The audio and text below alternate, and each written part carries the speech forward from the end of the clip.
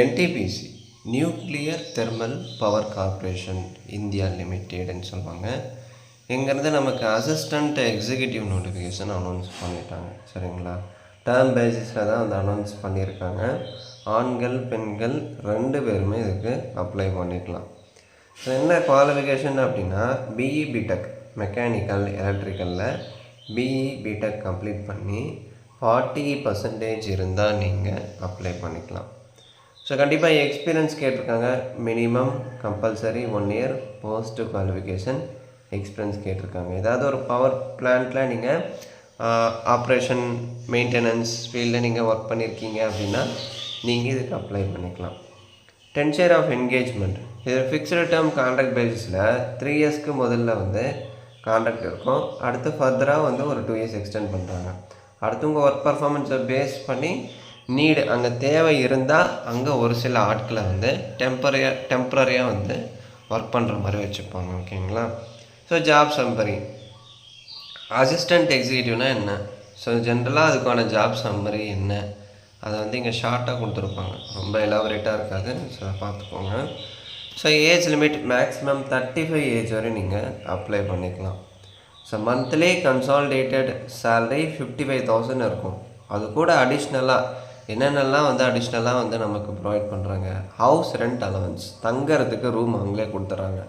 Room கொடுத்து அதுக்குண்டான வாடகை வந்து உங்கள் சேல்ரி அமௌண்ட்லேருந்து பிடிச்சிப்பாங்க. அந்த ரெண்டல் மணி கம்பெனி அக்காமடேஷன் தான். ஒன்று ஹவுஸ் ரெண்ட் தனியாக ரூம் எடுத்து கொடுத்துருவாங்க, இல்லை கம்பெனி அக்காமடேஷனே வந்து உங்களுக்கு ப்ரொவைட் பண்ணிடுவாங்க. நைட் ஷிஃப்ட் அலவன்ஸ் இருக்குது, நீங்கள் நைட் ஷிஃப்ட் பேசிஸில் ஒர்க் பண்ணலாம். அது உங்களுக்கும் அதே மாதிரி medical facility for self ஸ்போஸ் 2 children and depend parents, உங்களை சார்ந்து இருக்க குடும்பத்தாருக்கு, உங்கள் பசங்களுக்கு, உங்கள் துணைவியாருக்கு எல்லாருக்குமே வந்து மெடிக்கல் ஃபெசிலிட்டி இருக்குது. அதாவது இந்த நேஷ்னல் தெர்மல் பவர் கார்ப்பரேஷனில் என்டிபிசியில் ரெகுலராக ஒர்க் பண்ணுற எம்ப்ளாயிக்கு என்ன சலுகையோ அதே தான் பர்மனெண்ட்டாக ஒர்க் பண்ணுற எம்ப்ளாயிக்கும் இருக்கும். என்ன அவங்க ரெகுலராக ஒர்க் பண்ணுவாங்க, நீங்கள் பர்மனெண்ட் பேசிஸில் ஒர்க் டெம்பரரி பேசிஸில் ஒர்க் பண்ணுவீங்க. சரிங்களா. சரி, இப்போதைக்கு எவ்வளோ வேக்கன்சி இருக்குது அப்படின்னா யூஆரில் ஒரு 109, இடபிள்யூஎஸில் ஒரு 25, ஓபிசியில் ஒரு 39, எஸ்சியில் 42, எஸ்டியில் 35, ஒட்டுமொத்தமாக ஒரு 250 வேக்கன்சி. ஆனால் எல்லா கம்யூனிட்டிக்கும் வேக்கன்சி இருக்குது. ஓகேங்களா. மொத்தம் 250 வேக்கன்சி, அதில் எல்லா கம்யூனிட்டிக்குமே வந்து வேக்கன்சி கொடுத்துருக்காங்க.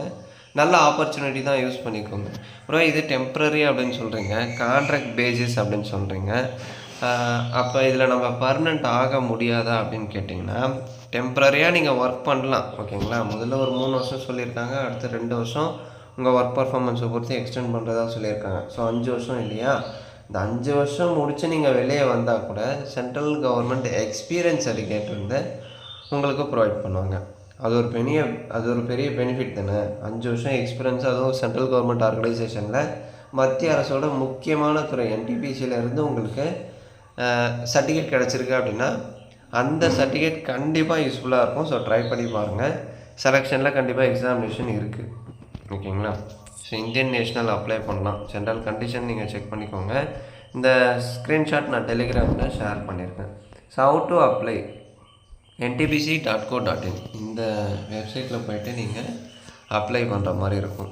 So application fee general EWS OBC பிரிவினராக இருக்கீங்க அப்படின்னா நான் ரீஃபண்டபிள் அப்ளிகேஷன் ஃபீ 500 நீங்கள் பே பண்ணணும். SC ST disability ex serviceman பெண்களாக இருக்கீங்க அப்படின்னா ஃபீஸ் இல்லைங்க, எக்ஸம்டட் கொடுத்துட்டாங்க. ஸோ நீங்கள் ஃப்ரீயாகவே அப்ளை பண்ணிக்கலாம். ஃபீஸை வந்து நீங்கள் ஆஃப்லைன் மோட்லேயும் வந்து பே பண்ணலாம். ஆன்லைனில் தான் பே பண்ணோம் அப்படின்னு இல்லை. உங்கள் நியரர் எஸ்பிஐ பேங்க் இருந்தால் அங்கே போய்ட்டு வந்து நீங்கள் பே பண்ணலாம். அதுக்கான அக்கௌண்ட் நம்பர் ஐஎஃப்சி கோட் கொடுத்துருப்பாங்க. ஸோ நியூ டெல்லி பிரான்ச்சோட அக்கௌண்ட் நம்பர் கொடுத்துருக்காங்க. அந்த அக்கௌண்ட் நம்பருக்கு நீங்கள் ஃபீஸை வந்து பே பண்ணிடலாம். ஓகேங்களா. இதே ஆன்லைன் மோட் அப்படின்னா GPay, debit card, net banking இந்த பேமெண்ட் மோடை யூஸ் பண்ணி நீங்கள் ஆன்லைனில் பே பண்ணிக்கலாம். ஒன்ஸ் நீங்கள் பே பண்ணிட்டா ரீஃபண்ட் பண்ண மாட்டாங்க. ஸோ உங்களுக்கு விருப்பமாக இருக்குது, நீங்கள் எலிஜிபிளாக இருக்கீங்க அப்படின்னா நீங்கள் ட்ரை பண்ணுங்கள். ஸோ லிஸ்ட் ஆஃப் டாக்குமெண்ட்ஸ், என்னென்ன டாக்குமெண்ட்ஸ்லாம் வந்து நீங்கள் எடுத்துகிட்டு போகணும், என்னென்ன டாக்குமெண்ட்ஸ்லாம் உங்களுக்கு தேவைப்படும் சொல்லிட்டு இங்கே கொடுத்துருப்பாங்க. ஸோ செக் பண்ணிக்கோங்க. So qualification BE BTech degree முடித்தவங்க தான் அப்ளை பண்ண முடியும். மெக்கானிக்கல் எலக்ட்ரிக்கலில் நீங்கள் டிகிரி முடித்து ஓவராலாக 40% இருக்குது அப்படின்னா ட்ரை பண்ணுங்கள். குறைஞ்சது 40% உங்கள் டிகிரியில் இருக்கணும். அந்த குறிப்பிட்ட டிசிப்ளினில் படிச்சிருந்தால் நீங்கள் அப்ளை பண்ணலாம். ஸோ எக்ஸ்பீரியன்ஸ் சர்டிஃபிகேட் கம்பல்சரி அந்த பவர் பிளான்ட்டில் ஆப்ரேஷன் இல்லை மெயின்டெனன்ஸ் ஃபீல்டில், அதாவது குறைஞ்சது ஒரு 40 மெகாவாட் உற்பத்தி பண்ணுற ஒரு பவர் ஸ்டேஷனில் வந்து நீங்கள் வந்து ஒர்க் பண்ணியிருக்கணும் அப்படின்னு சொல்கிறாங்க. சரிங்களா? Minimum installed capacity of 40 megawatts or more. அதில் ஆப்ரேஷன் அண்ட் மெயின்டெனன்ஸ் ஃபீல்டில் வந்து நீங்கள் குறைஞ்சது 1 இயர் வந்து ஒர்க் பண்ணியிருக்கணும் அப்படின்னு சொல்கிறாங்க. ஏன் அப்படி சொல்கிறாங்க அப்படின்னா, ஒன்றுமே தெரியாமல் இருந்தால் இதில் ஒர்க் பண்ணுறது கஷ்டம். ஓரளவு உங்களுக்கு தெரியும். ஸோ நீங்கள் ஒர்க் பண்ணியிருக்கீங்க, அந்த 1 இயரில் ஓரளவுக்கு வந்து தெரிஞ்சு வச்சுருப்பீங்க இல்லையா? 1 இயரில் எல்லாமே தெரிஞ்சு வச்சுக்கிறவங்களும் இருப்பாங்க, ஓரளவு வந்து புரிஞ்சுக்கிறவங்களும் இருப்பாங்க. சரியா? ஸோ ஜென்ரலாக தெரிஞ்சால் அவங்களுக்கு ஈஸியாக வந்து ஒர்க் சொல்லி கொடுத்து அவங்கள வந்து அப்பாயின்மெண்ட் பண்ணி ஒர்க் பண்ண வச்சிடலாம். ஒன்றுமே தெரியாமல் வராங்க இல்லையா? அவங்களுக்கு வந்து ஸ்டார்டிங்கில் இருந்து சொல்கிறது கஷ்டம் இல்லையா? அதனால தான் 1 இயர் எக்ஸ்பீரியன்ஸ்டு கேண்டிடேட்டை வந்து அவங்க ப்ரிஃபர் பண்ணுறாங்க. இப்போ ஃப்ரெஷருக்கு வந்து நம்ம ட்ரெயின் அப் பண்ணி ஒர்க் பண்ண வைக்கிறதுக்கும், ஆல்ரெடி விஷயம் தெரிஞ்சவங்களுக்கு ட்ரெயின் அப் பண்ணி ஒர்க் பண்ண வைக்கிறதுக்கும் வித்தியாசம் இருக்குது இல்லையா? அதுதான்.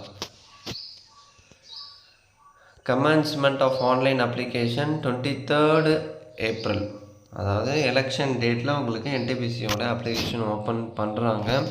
So last date May 7th வரையும் டைம் இருக்குது. May 7ஆம் தேதி வரையும் டைம் இருக்குது. அதுக்குள்ளார ntpc.co.in அந்த வெப்சைட்டில் போய்ட்டு நீங்கள் அப்ளை பண்ணிக்கலாம். எலாபரேட் நோட்டிஃபிகேஷன் இன்றைக்கி இல்லை நாளைக்கு வந்துடும். அதை நம்ம டீட்டெயிலாக பார்க்கலாம். டவுட் ஏதாவது இருந்தால் கேளுங்க.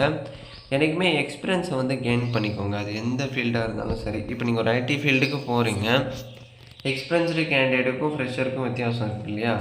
எக்ஸ்பீரியன்ஸ்டு கேண்டிடேட்டுக்கு அவங்க எதிர்பார்க்குற சேல்ரி கிடைக்கிறதுக்கான வாய்ப்பு இருக்குது, ப்ளஸ் ஈஸியாக ஜாப் பிளேஸ்மெண்ட் கிடச்சிரும். பட் ஃப்ரெஷருக்கு அப்படி இல்லை. அவங்க எதிர்பார்க்குற சேலரி கிடைக்கிறது ரொம்ப கஷ்டம், அவ்வளோ சீக்கிரமாக நம்ம ஜாப் பிளேஸ்மெண்ட் எடுத்துட முடியாது இல்லையா?